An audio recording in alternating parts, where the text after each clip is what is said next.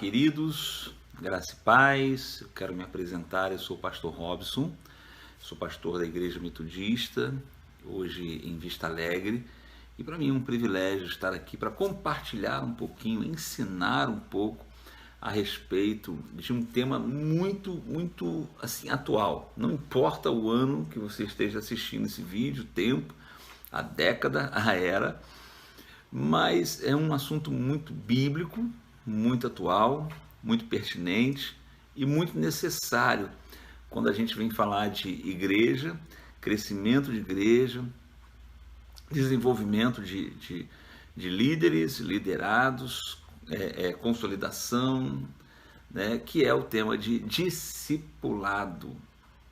Discipulado. Talvez esse seja o tema central da palavra do Senhor.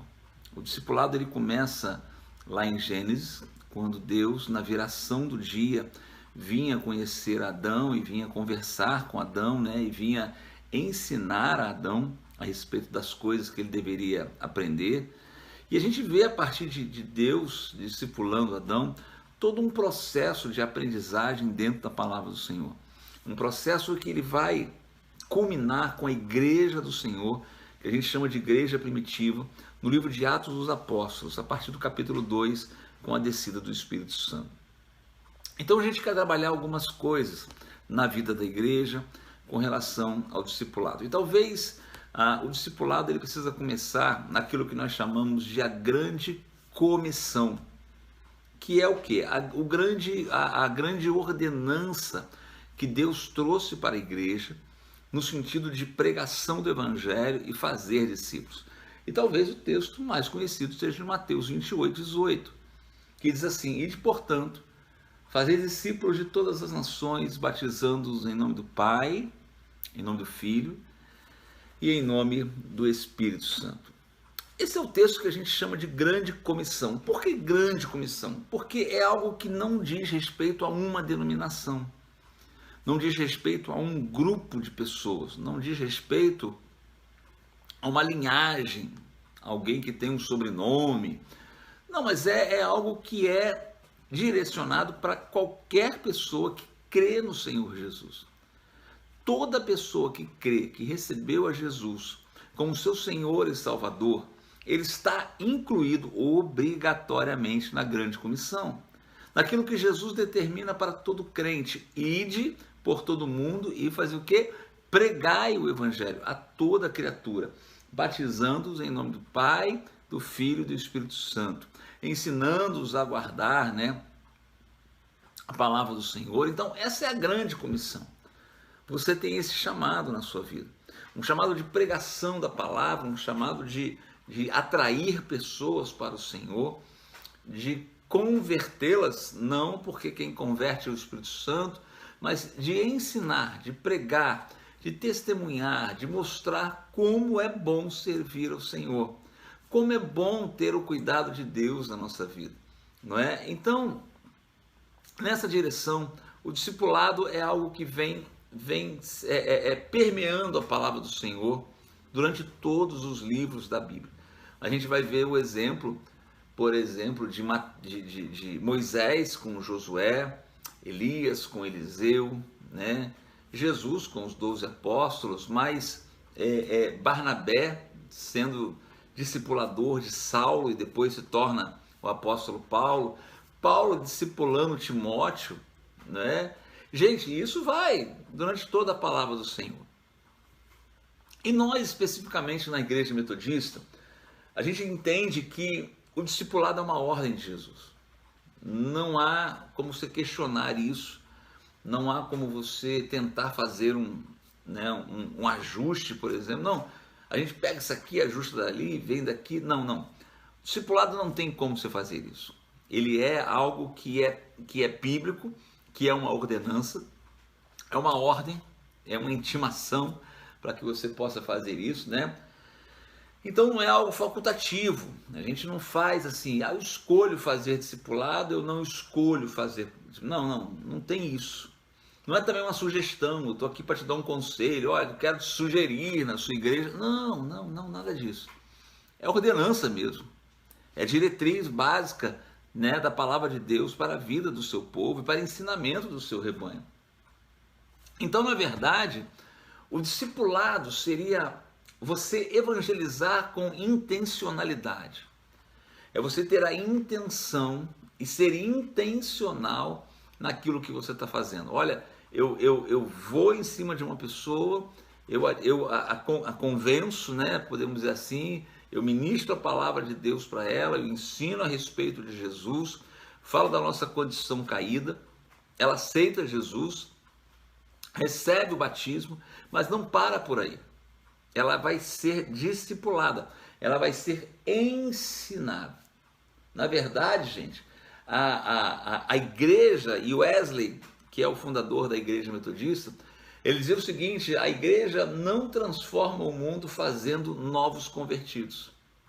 Parece uma heresia, né? Você fala assim, pastor, como é que uma igreja não vai transformar o mundo fazendo novos convertidos? Não. A igreja transforma o mundo na medida que ela transforma novos convertidos em discípulos. Quando a igreja entende que um novo convertido precisa se transformar em um discípulo, é aí que ela começa a mudar a história da humanidade. É aí que o mundo começa a ser impactado pela vida da igreja. E Wesley entendia isso. Entendia muito, gente, muito de discipulado, né? E aí a gente vai aprender um pouquinho da estratégia de Wesley, vamos conversar um pouco sobre a estratégia dele na Inglaterra do século XVIII, em plena Revolução Industrial, tá? E vamos aprender também como é que isso se desenvolve na vida da igreja cristã hoje, nesse século que nós estamos vivendo, né? Século XXI, como é que a igreja pode caminhar em cima do discipulado, amém? Então vamos lá, vamos entrar aqui dentro da nossa igreja. Wesley sempre foi intencional em tudo que ele fez, ele não fazia as coisas por acaso.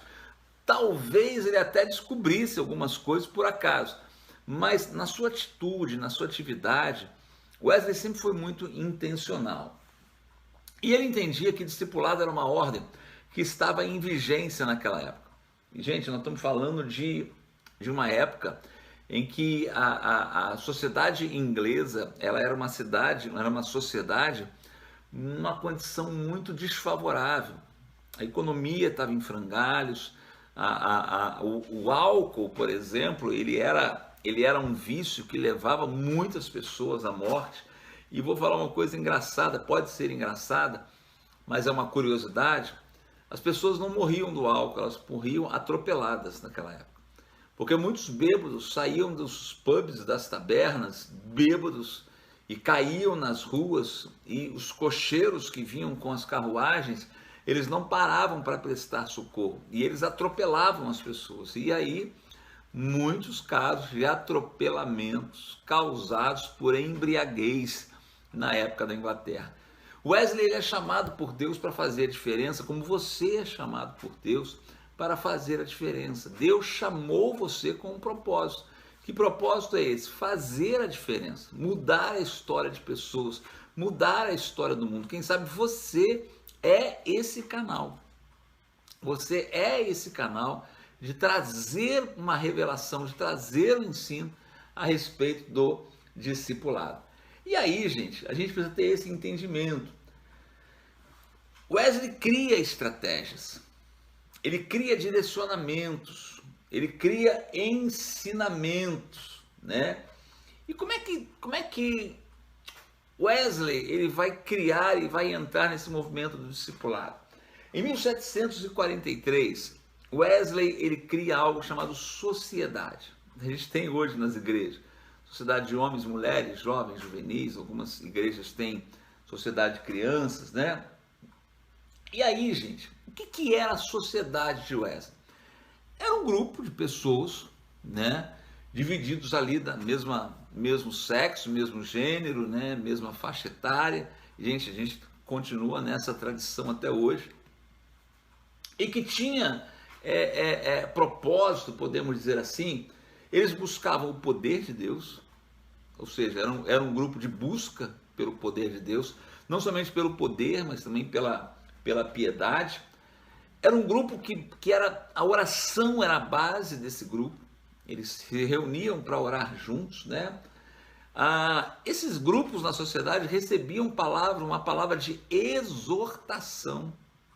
Ou seja, eles eram exortados para cuidar, para falar de Jesus, para manter a sua vida em santidade e também cuidar de outras pessoas. O cuidado no discipulado é muito forte em Wesley, né? Ele cuidava de pessoas, ele gerava isso na sua vida. E por que cuidar de pessoas? A sociedade, eles visavam o quê? Levar pessoas a se ajudarem mutuamente no desenvolvimento da sua salvação. Eles desenvolviam a sua salvação, né? Tudo que eles faziam, tudo que eles realizavam, visava desenvolver a salvação. Pastor, mas eu estou salvo, preciso me desenvolver? Claro, através de santidade, crescimento na palavra, né? Entendimento de conceitos bíblicos, né? Então era isso que eles faziam. Então na história metodista, o discipulado aconteceu num entendimento muito claro que ele era organizado para ganhar pessoas para Jesus. Esse era o fundamento do discipulado, ganhar e alcançar mais vidas para o Senhor Jesus. Mas não era de qualquer jeito. Havia uma forma pedagógica, uma forma, como é que eu posso dizer assim, estruturada de maneira pedagógica, que visava alcançar essas pessoas, visava atingir essas pessoas, né? E Wesley era inglês, não sei se você já teve o privilégio de estar na Inglaterra. Eles são metódicos, eles têm os horários muito corretos, muito fixos, né? E aí ele era metódico, muito metódico, e ele vai criar o quê? O tripé do discipulado, podemos dizer assim. Na metodista, na igreja metodista. E que tripé era esse? Primeiro pezinho do tripé, as sociedades, que visava alcançar as multidões. Wesley tinha uma visão de alcançar os perdidos. Ele tinha uma visão de alcançar multidões para o Senhor. E aí o propósito das classes, das sociedades, qual era, gente? Era gerar uma mudança no nível de conhecimento. E ele reunia pessoas em determinada área geográfica específica. Por exemplo, o seu bairro, ou o seu quarteirão, ou o seu condomínio hoje em dia. Mas ele delimitava áreas específicas, áreas geográficas específicas, para quê? Para alcançar pessoas, né? Esse grupo maior de pessoas se reunia uma vez por semana. As sociedades se reuniam uma vez por semana e era muito simples a liturgia deles. Eles oravam, cantavam, estudavam a Bíblia e viam se tinha algum necessitado no seu meio, e cada um, né, ia cuidando do outro no seu dia a dia, né? Na verdade, assim, havia pouca provisão, tá, para uma resposta pessoal de pessoas, assim, mas havia prestação de contas. Era muito interessante, né? John Wesley, ele fala uma coisa interessante sobre as sociedades. Ele dizia que a sociedade era uma companhia de pessoas tendo a forma e buscando o poder da piedade. Ou, se a gente for comparar com os nossos dias, gente, era muito parecido com os nossos cultos aos domingos. Basicamente, os nossos cultos dominicais, gente, em qualquer igreja, mas vamos falar da nossa, a igreja metodista. Basicamente, os nossos cultos dominicais são baseados em quê? Oração, louvor e anúncio do evangelho, pregação da palavra. Basicamente é isso. Era isso que eram as sociedades na época de Wesley. E os nossos cultos dominicais, por exemplo, eles visam alcançar pessoas. As sociedades eram para alcançar pessoas. Era para atingir o nível de multidões mesmo. Para alcançar pessoas no nível de multidões, né? Depois da sociedade, o que Wesley fazia? Ele restringiu. A multidão é muito bom estar em multidão, é muito bom ver a igreja cheia, galera pulando, galera celebrando, o poder de Deus descendo, milagres acontecendo, sinais e prodígios.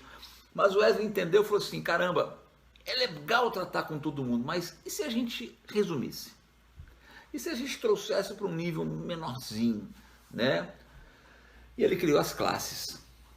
As classes, gente, baseada nos 12 discípulos de Jesus. Enquanto que a sociedade era as multidões, as classes não. Eram pequenos grupos de pessoas baseados nos 12 de Jesus, né? E qual era o propósito da classe? O propósito da sociedade era a multidão, ganhar gente para Jesus. Qual era o propósito das classes? Mudança de comportamento. A palavra de Deus gera mudança de comportamento. Aquele que pecava não peques mais, aquele que antes se sujava não se suja mais, aquele que está de pé cuide para que não caia. São textos da palavra do Senhor. E o que as classes faziam? Mudança de comportamento. Meu Deus do céu. Cada classe tinha de 12 a 20 pessoas, tá? Não passava de 20 pessoas, né? Era de ambos os sexos. As sociedades não, as classes sim, eram de ambos os sexos, ou seja, era misturado, homens e mulheres, né? E tinha um líder treinado, ou seja, a classe, ela tinha alguém que era treinado para aquele fim, para coordenar aquele grupo, para coordenar aquela classe, que visava o quê? Mudança de comportamento.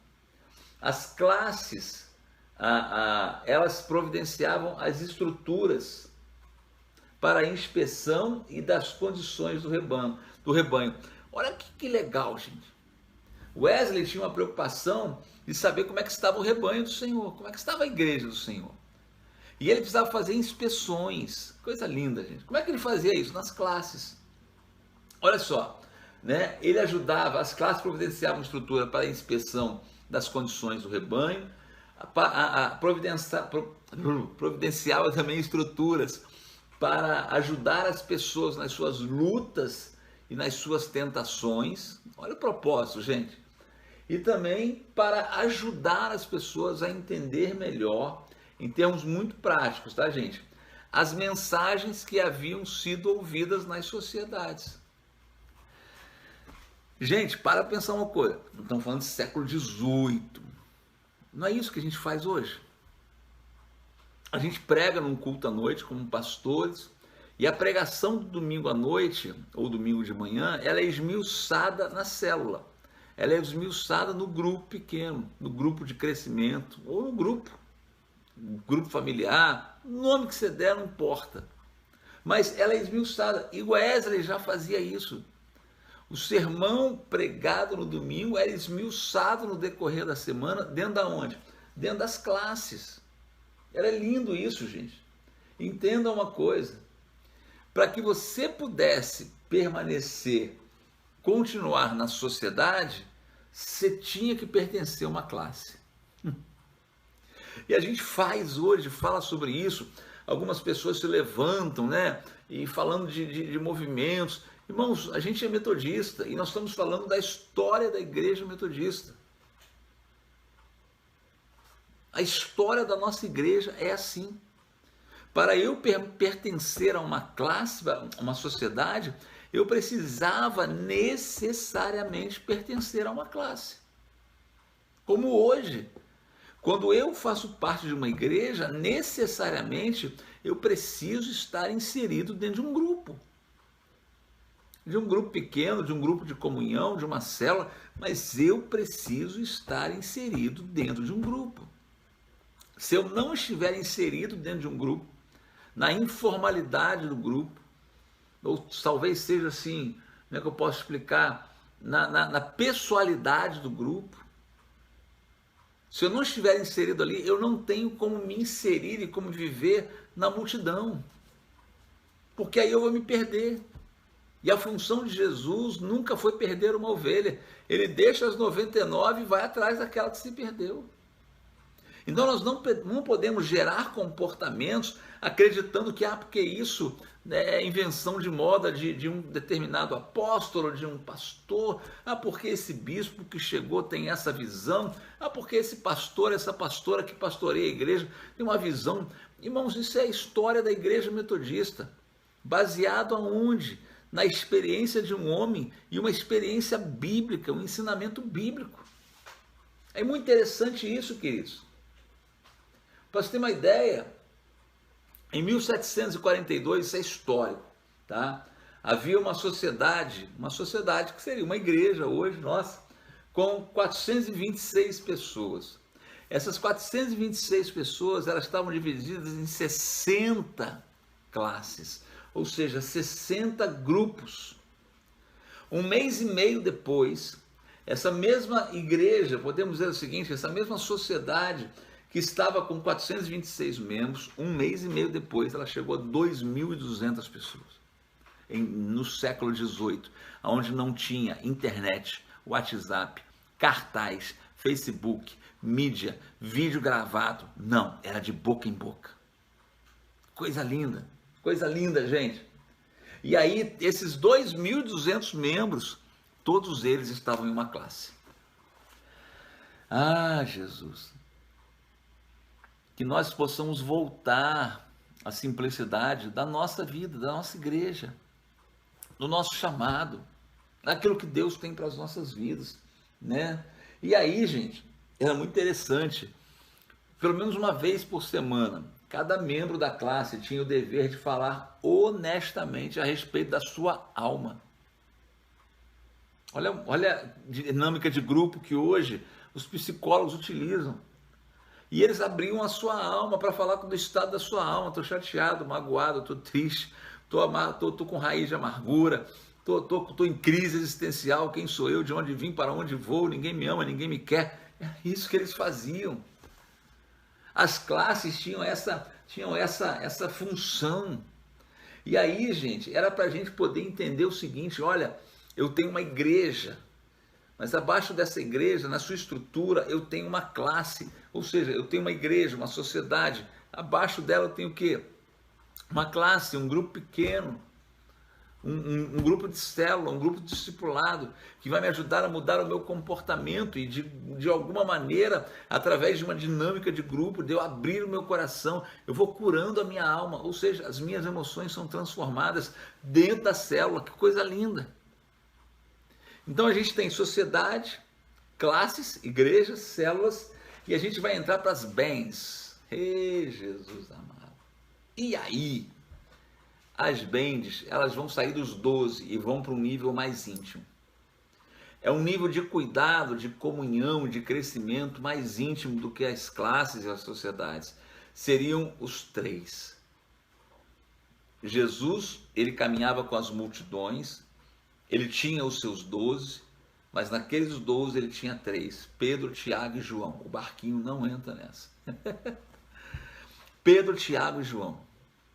Eram eles o modelo de Wesley para criar as bands. E o propósito das bands era gerar mudança de direção, coração e posição. Ou seja, qual é a motivação de eu ter um discipulado íntimo para 3 pessoas? Escolher 3 líderes, 3 pessoas e discipulá-las intimamente. É gerar nessas pessoas, né, uma mudança de direção, uma mudança de coração e uma mudança de posição. E aí nos tornamos servos. E aí declaramos a nossa vida ao Senhor e nós nos colocamos à disposição para servirmos. Gente, quanta gente hoje só quer ser servido. Quanta gente hoje entra na igreja para receber sua vitória, receber a sua bênção, receber o seu milagre. Irmãos, eu não estou dizendo que isso é errado, porque Deus faz bênção, milagre, opera maravilhas. Mas e quando Deus não quiser fazer isso? E quando Deus não quiser operar? E quando Deus não quiser virar para você e falar assim: não vou te ajudar, não vou te dar isso que você está me pedindo. Pessoas que entraram na igreja com o único propósito de ganhar alguma coisa se frustram e nunca mais entram numa igreja. Então a gente precisa ter esse entendimento. Na verdade, as bands eram células voluntárias com pessoas que tinham um compromisso claro e que desejavam crescer em amor, santidade, pureza de intenção. O ambiente das bands era de total honestidade e franqueza. Gente, está na hora da gente ser um pouquinho mais franco com as nossas emoções. Hoje a gente vive uma época de pandemia e a gente é obrigado a usar máscara, mas há quantos anos não usamos uma máscara? A máscara da desonestidade, a máscara da mentira, a máscara da soberba, né? Havia regras sobre pontualidade, havia regras sobre pontualidade e havia ordem nos encontros. Não era qualquer jeito, não. Vamos lá, botar eu mais 3 pessoas e vamos... Não, gente.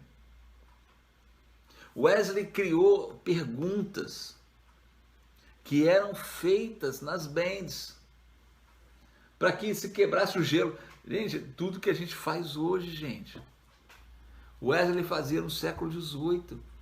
E tem gente que achando que isso não é metodista, que isso não é bíblico, que isso é modismo. Não, não é modismo, não.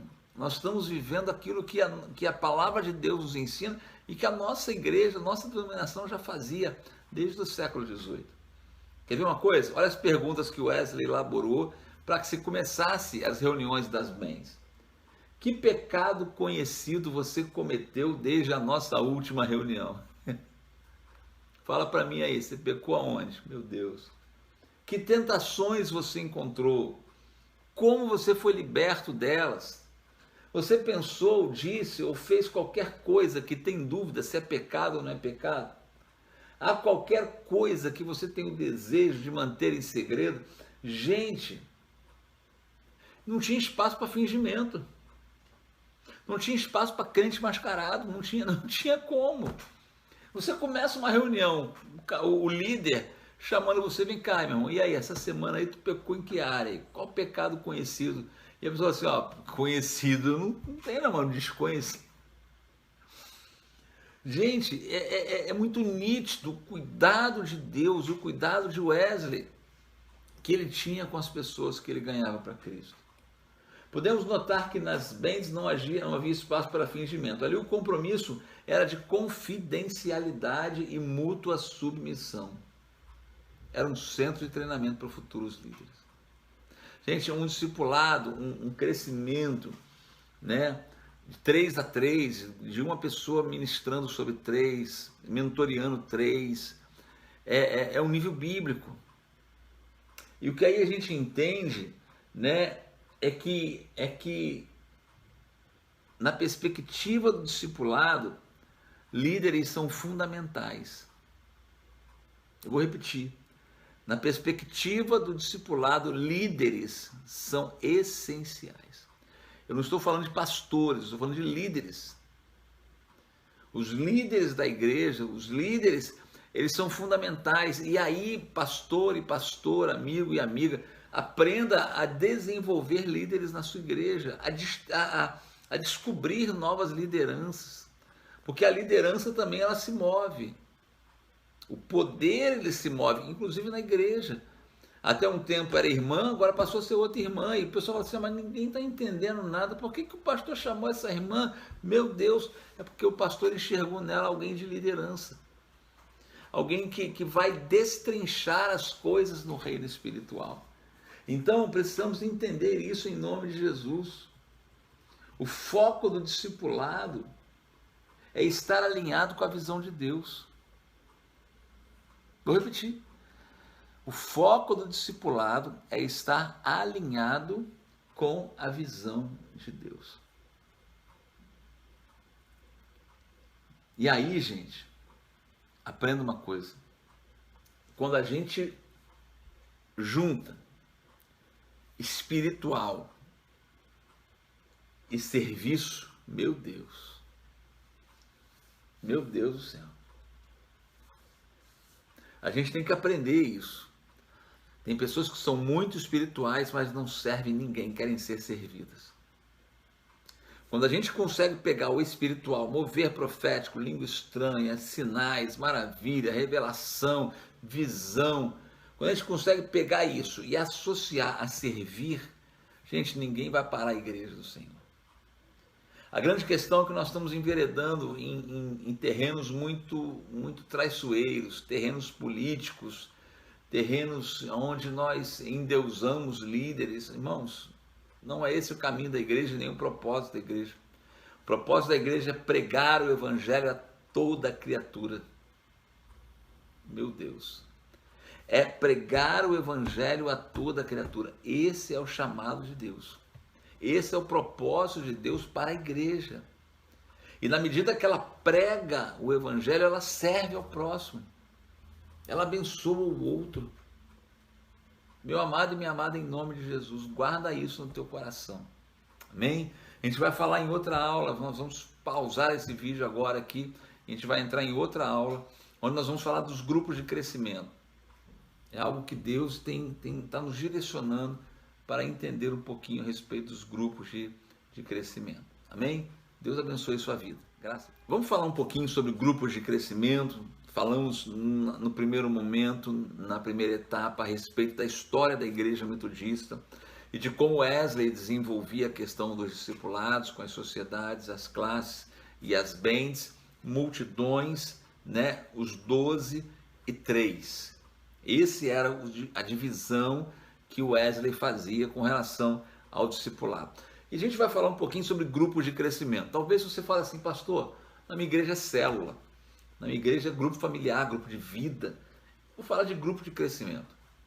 Talvez esse seja uma visão e um entendimento a respeito de discipulado na vida da igreja.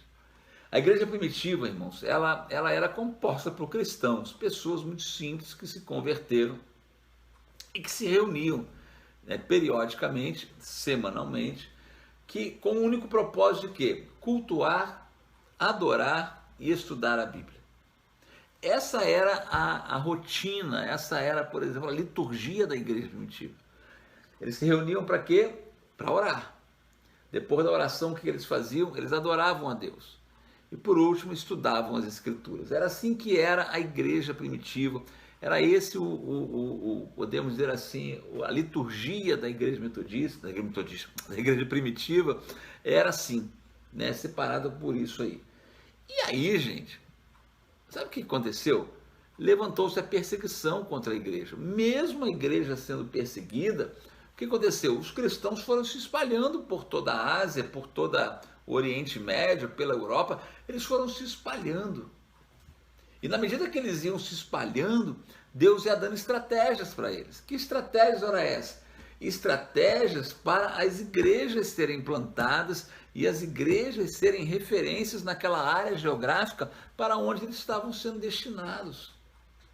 E aí, a gente precisa ter esse entendimento. Se Deus deu estratégias à igreja no passado, Ele pode dar estratégia para a igreja no presente. Deus é um estrategista. Tenha certeza disso. E aí, gente, como é que as coisas acontecem hoje na vida da igreja? A gente fala muito em células já há muito tempo. Quando um pastor chamado Paul Yong-Shu, depois mudou seu nome para David Yong-Shu, ele começou a falar sobre grupos familiares, né? A igreja retornou para os lares. A igreja sempre funcionou nas casas. Ela tem o dia de celebração na igreja, mas ela funciona nas casas, também sempre funcionou. E aí, dentro das casas e nos lares, é onde as pessoas vão ter voz, vão ter nome, vão ser reconhecidas. Talvez numa igreja de 5, 10, 15 mil pessoas, é impossível você conhecer todo mundo. O pastor não conhece todo mundo, a pastora não tem essa condição, é humanamente impossível, gente. Você saber o nome de 15 mil pessoas, conhecê-las uma por uma, seus problemas, suas lutas, seus anseios, seus medos. Para isso nós temos o quê? Os pequenos grupos, os grupos de crescimento, onde a pessoa vai crescer com o Evangelho, vai aprender sobre o Evangelho, vai aprender sobre a igreja, vai aprender sobre a caminhada cristã, né? E aí, gente, é no grupo de crescimento que nós vamos fazer o que o Wesley fazia, remoer, mastigar. Como o irmão da igreja minha uma vez falou, pastor, eu vou mastigar com o cérebro. Eu fiquei assim, né, meu Deus, vamos mastigar com o cérebro. Mas é no grupo de crescimento que você mastiga com o cérebro a palavra que foi ministrada domingo. Você remoe aquilo ali, você revive aquilo ali, né? E você vai ali tirando dúvidas, vai colocando a sua opinião, vai colocando as suas ideias dentro do grupo de crescimento. E no grupo de crescimento, irmãos, é onde qualquer pessoa pode exercer atividade sem ser criticado. O irmão pega lá o violão, coloca um ré e canta em dó. Na igreja ele vai ser fuzilado. No grupo pequeno não. No grupo de crescimento não. Ele vai ser encorajado a melhorar na próxima semana e ali ele vai desenvolvendo o seu dom. Ele vai se tornando diáconos. Na igreja metodista tem diáconos e diaconisas para servir o rebanho, não é? Então ele vai aprender a ser um diácono, a trabalhar no serviço. Ele vai aprender sobre ministração de oferta. Ele vai aprender sobre pedido de oração, né? Ele vai aprender como funciona a igreja num grupo de crescimento. Se a gente for parar a pensar em grupo de crescimento e a história deles, o modelo deles com o modelo de Wesley, gente, no grupo de crescimento é o lugar onde eu vou fazer parte da família de Deus na prática. São os pequenos grupos, são os grupos de crescimento. E o que eles são? Grupos de crescimento. Vou dar uma definição aqui, ó. Os grupos de crescimento são pequenos grupos que se reúnem semanalmente com o objetivo de estudar a palavra. Repetindo, grupos de crescimento são pequenos grupos que se reúnem semanalmente com o objetivo de que, gente? De estudar a palavra. E aí, você fala assim, pô, pastor, beleza, ele se reúne, né? Pô, legalzão essa parada aí. Mas como é que é isso aí? Aí existe o que a gente chama de anfitriões. Os anfitriões, eles vão abrir as suas casas. É o dono da casa, que permite que na sua casa venham pessoas para aprender a palavra. Hoje nós estamos numa época muito complicada de abrir a nossa casa para receber pessoas por conta da pandemia. Mas basicamente é isso. Ele abre a sua casa e ele também é treinado como proceder com a sua casa, questão de televisão, onde vai ser a reunião. E esse grupo de crescimento, ele tem o quê? Ele tem um líder. E geralmente o anfitrião, ele é destinado a ser um líder, ou um discipulador, ou alguém que vai mediar o grupo, né? E vai ensinar o grupo a aconselhar, a orar, a ganhar outras pessoas para Cristo, né? Então ele vai gerando isso no seu coração, ele vai gerando na sua vida um crescimento. Então ele cresce particularmente, faz o seu grupo crescer e faz a igreja crescer. E aí você me pergunta assim, pastor, quem é que pode participar de um grupo de crescimento? Qualquer pessoa. Qualquer pessoa. Seja cristão ou não. Que isso, pastor? Heresia. É um grupo de crescimento, para que você cresça a igreja e você também cresça espiritualmente. Você está entendendo isso? Né? Qualquer pessoa pode fazer parte de um grupo de crescimento. Qualquer uma. Né? E aí, quais são os dias da semana que funciona? Gente, aí agora é organização local. Como é que a igreja se organiza? Quais são os cultos semanais da igreja? Né? Ah, nós não temos cultos semanais, são apenas os grupos de crescimento. Amém. Se reúnem aonde e quando? Define dias. A gente define dias e horários para que esses grupos possam funcionar, né? Mas geralmente é um dia na semana. Um dia na semana, na casa de alguém, 1 hora de culto, 1 hora de ensino, 1 hora de palavra. Para quê? Para você crescer no Senhor. Então, amados, não há um método. Nós sempre buscamos, né, uma maneira. A gente quer o pulo do gato. A gente quer a palavra mágica que vai desatar todos os nossos problemas. Não é assim que o discipulado funciona. O discipulado ele tá baseado em serviço, em pregação e anúncio do reino, e explicação da Bíblia, ensino da palavra do Senhor. É nessa linha que o discipulado ele vai sendo conduzido, ele vai sendo ensinado. E aí, meu amado, aqui eu estou falando de grupo de crescimento. Você pode ter grupos de comunhão, que a finalidade não são crescer numericamente, mas gerar comunhão. Você pode ter vários modelos e não se prenda a modelos. Vá para a Bíblia, aprenda com a palavra a viver o que é o discipulado na sua prática e na sua essência, podemos dizer assim. E aí, pastor, mas eu prefiro fazer grupos familiares. Amém. eu prefiro fazer o modelo do MDA, amém? Eu preciso fazer o modelo, irmãos, olha, o modelo é o bíblico. Interessante que está me vindo na mente agora aqui um texto que quando Deus fala do pai ensinar para os filhos a palavra, Deus fala assim, ó, inculca na mente dos seus filhos, caminha com eles, ensina de manhã, de noite, enquanto eles estiverem dormindo, acordados, ensina a palavra do Senhor, para que eles possam viver aquilo, viver a plenitude da palavra do Senhor, daquilo que Deus tem para a sua vida. Onde a gente vai viver isso? Num grupo pequeno, num grupo de discipulado, num grupo de vida, numa célula, num grupo de crescimento. Que o Senhor te abençoe, que o Senhor te guarde, que a bênção do Senhor seja sobre a tua vida, e eu espero em Deus que você entre de cabeça nessa visão do discipulado. Graça e paz.